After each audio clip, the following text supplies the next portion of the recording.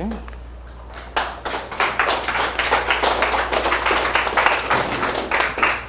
Thank you. Thanks for coming. My name is Jeremy, just like Ruth said.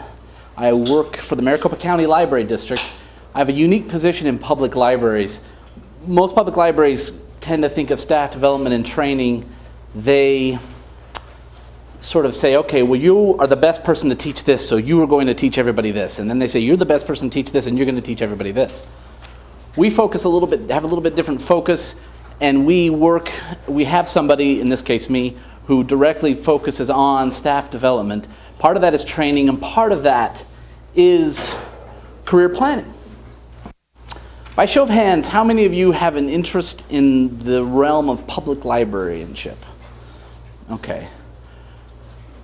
By a show of hands, were any of you at my Phoenix discussion last week? Because I use the same jokes. And it's really embarrassing when people hear them again and again. By a show of hands, how many of you have just started your program? Okay, this is excellent. How many of you are done and looking for a job? Excellent, okay. You probably heard a lot of the same things that I heard and have been sort of going around the world of public librarianship. By the way, I'm a librarian, which is to say I have a master's degree, but all my experience has been in public libraries. So what I have to tell you today will apply to other library spheres as well. It's very, very basic, but my experience is in the public library world. We were told that all you have to do is go to school and you're going to cruise into a director's job. It's sort of the impression. All these people are retiring. They're on their very deathbed, knocking at death's door, and the profession is going to have nowhere to go because we have no one to fill these positions. That's what we were told. So what happened is a lot of these students got out of library school, and said, I can't just cruise right into the director's chair? Where are all these jobs? Where are all these people that said they were retiring and haven't retired? Or maybe in the process of retiring. And so what we focus on now is not only development, career path planning, but also a very important segment of succession planning. Making sure the positions are being filled prior to losing the previous occupant. So I've passed a handout out. It's like the world's worst, most basic handout made in like 8 minutes. So don't judge me by my handout. But in that handout, I'm going to go over some of these issues that are important today. The first one is to begin with the end in mind. By the way, if you have a question, there's a Q&A section in the end, but if you feel like you're going to lose it, just throw it out there, yell, scream, I'll answer. We can stop. But Covey said to begin with the end in mind. It's really important that you have some sort of idea of where it is you'd like to go. Now you're not married to this idea. It's not set in stone, but it's an idea from which you can prepare right now for your career. When you have that in place, you have that sort of end goal in mind, it becomes actually very simple, but it's all on you. It's on you. The profession isn't going to jump out there and say, I'm going to hire you right out of school to be a director. You have to work on it yourself. Nobody's going to hand it to you. And I think that's one of the harder things some graduates recently have realized, that they haven't just graduated, and where are the calls? Where are the calls? The important thing, once you have that plan, is to get in the door somewhere. Anywhere. Get in the door. When you do that, what you need to do very, very quickly is to find a mentor. Now, don't tell them they're the mentor. For some reason, that word often scares the people that you'd like to mentor you. They feel like, okay, there's going to be this huge amount of pressure. What happens statistically is most mentorship programs fail because there's all of this pressure. Initially, there's this great social event. You get to meet your mentor, and then you sort of say, okay, when can we meet again? And nobody knows who's supposed to get the meetings together. Is it the person being mentored, or is it the mentor? And so forth. So it's very important to find a mentor, even if you don't know, or especially if you don't have to tell them they are your mentor. By that I mean sit down and ask them questions. How is it they got to where they are? What is it they did? You know, there's this sort of feeling that libraries have changed oh so much. The way things are delivered have changed, but ultimately the patterns are still the same. The basic necessity for job positions is still roughly the same in terms of experience, and that's what you lack. You come out and you have the degree, you have the piece of paper, and everyone says, well, what experience have you had? Oh, I was told I didn't need, I was told I just got the degree, I'd be done. Well, I have to have experience. So getting in the door starts that experience off. Also, I want to say at this point, do not discount experience you had outside of the library world. As someone who's done a great deal of hiring, I love to see the flavor that people bring in from other places. That's why, for example, most schools discourage students from getting bachelor's in library science. They want you to bring something else in with you. Don't run away from that. If you were a manager at JCPenney's for 7 years, you ran a 7-Eleven or whatever, that's supervisory experience, and that's important. And when it comes to getting the job, a really important issue is selling you. You have to sell yourself, especially if this is an organization where they don't see the first line of resumes. If the first line of resumes come through some separate organization, for example, where I work, Maricopa County, somebody reviews them and sends them to us, who knows what they're missing. What we get, I then look for, okay, they agreed that everyone has this equal talent, this equal background. What makes them different? So sell your previous experience, but get experience, get in the door, find a mentor, and also find somebody with a job you want and tell them, I want your job. People for some reason have an issue with that. Why is it scary to say I want your job? If you were working for a good boss, that good boss is already preparing the next person to have their job.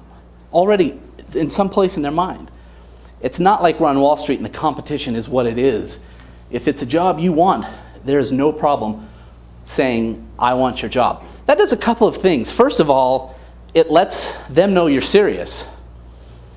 It lets them know you're serious, and when opportunities open up in their minds for you, they'll remember, she wanted to have my job. This would be a good thing to prepare her for that next step. Secondly, when HR comes to that hiring supervisor and says, who have we got internally to hire?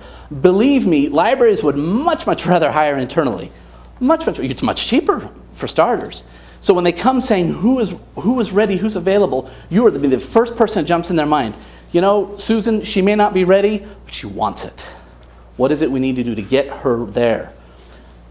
For some reason, people are afraid to tell their supervisors, if advancement is what they want, they're afraid to tell their supervisors that's their end goal. I don't know if it's a fear that they'll hate them when they realize that they're eventually going to leave. You're going to leave. You're going to go, and so will they. Unless your sole focus is to work in one small branch, in one small town, you're going to probably move around. So if your opportunity, if your desire is for advancement in a position, the best thing you can do is let them know, the hiring authorities, that's what you want. That's what's so important about once you get in the door, identifying yourself. I am interested in this. Also, when it becomes time for workshops and other professional development opportunities, if they know that's an interest of yours, they're going to be far more willing to want to send you. So-and-so's not just doing this because they want a trip to Syracuse. So-and-so's not just doing this because they want a trip to Chicago. Those budget questions are really tough. Every year when somebody wants to go to ALA, I'm given a certain figure from finance. Whoever you want to send, you have to stand under this figure. And I got to look at these lists of names and think, who really wants to go?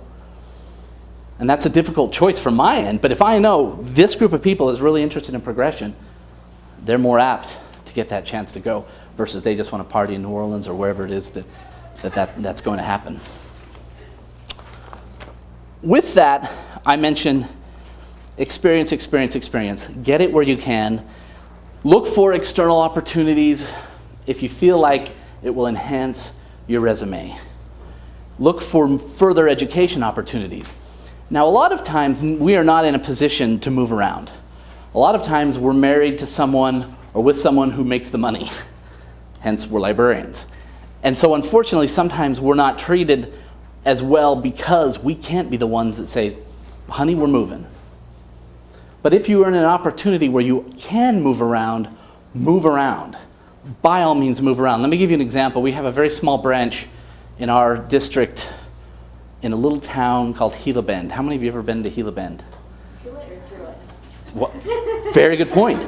You go through it in 15 seconds, you don't even realize. There's an excellent small library there.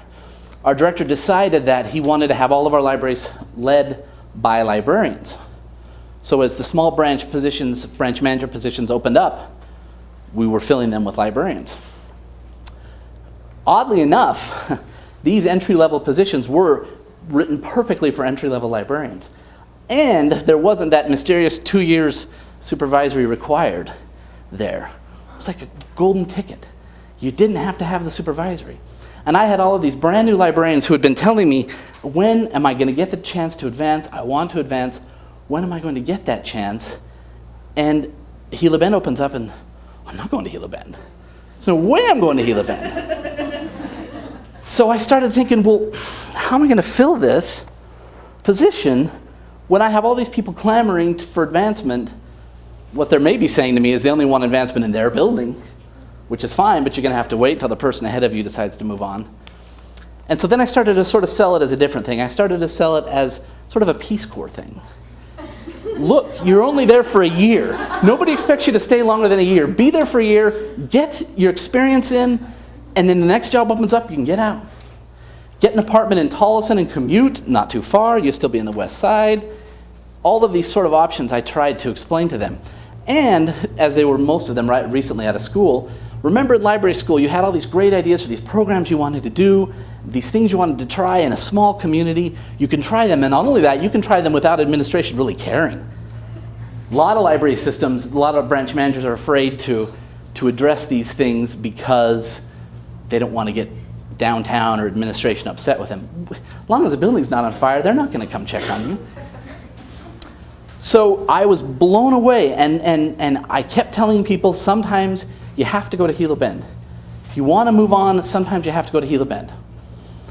Now, at this point, let me say what I do for the county. One of the things that I do is I have staff development interviews with all my full-time staff. And I put them on 3 different paths. The first path is, I love what I'm doing. I'm going to do it till you tell me I can't do it anymore, till you kick me out. That group I call my maintain and strengthen group, because basically my message to them is, how can I help you maintain and strengthen your current skill set? It's not that they're left on the wayside. They're not interested in advancement, and that's fine. But everyone can be interested in improvement. The second group is, I want to go, but I don't have my library degree. I want advancement in the world of librarianship, but I don't have my degree. So then we have a really good tuition reimbursement program, and we work with them and that group to getting that degree. And the third group is, I have my degree, and I'm interested in advancing, but I don't know what it is that I need to do. And then when I divide them up into 3, I can focus on each group individually. Hey, here's a workshop that would really benefit you.